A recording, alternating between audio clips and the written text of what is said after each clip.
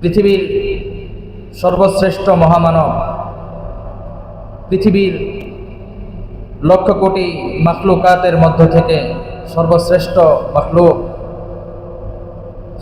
সর্বশ্রেষ্ঠ নবী, সর্বশ্রেষ্ঠ বুজুর্গ, সবচেয়ে দামি মানুষ,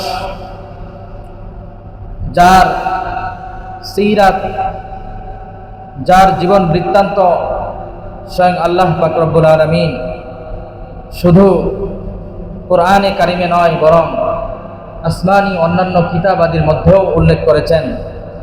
সেই মহামানবের সিরাত পাঠ করা, সেই মহামানবের সিরাত নিয়ে আলোচনা করা, এটা অবশ্যই সর্বশ্রেষ্ঠতম কাজ। সকলে বলেন ঠিক কিনা?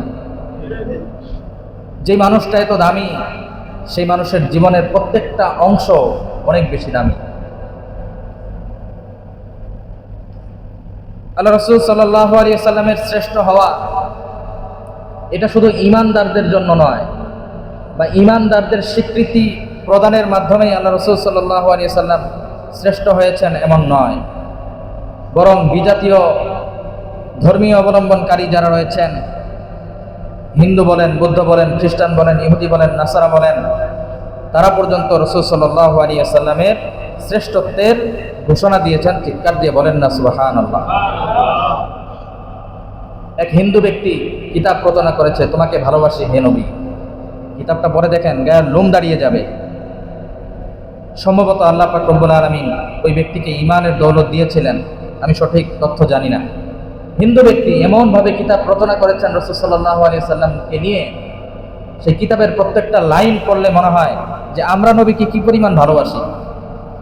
আমাদের চেয়ে বেশি ভালোবাসা তার অন্তরের মধ্যে ছিল। এরকম সুন্দর করে, এরকম ভাব গাম্ভীর্য নিয়ে সুন্দরভাবে কিতাব রচনা করেছেন। এটা কিসের আলামত? যদি বন্ধু আরেক বন্ধুর প্রশংসা করে, সেটা আশ্চর্যের কিছু না, বন্ধু বন্ধুর প্রশংসা করতেই পারে। কিন্তু শত্রু যদি একটা মানুষের প্রশংসা করে, তার মানে বোঝা যায় কি তার মধ্যে গুণাগুণ অবশ্যই আছে, বিদ্যমান আছে। আল্লাহ রাসূল সাল্লাল্লাহু আলাইহি সাল্লামের শ্রেষ্ঠত্ব হওয়ার দাবি শুধু মুসলমানদের নয়, বরং প্রত্যেকটা জাতি, প্রত্যেকটা গোষ্ঠীর একই কথা, যে পৃথিবীর মধ্যে সবচেয়ে উত্তম চরিত্রের মানুষ যদি কখনো এসে থাকে, তাহলে সেটা ছিল কে? মুহাম্মদুর রাসূলুল্লাহ সাল্লাল্লাহু আলাইহি ওয়াসাল্লাম।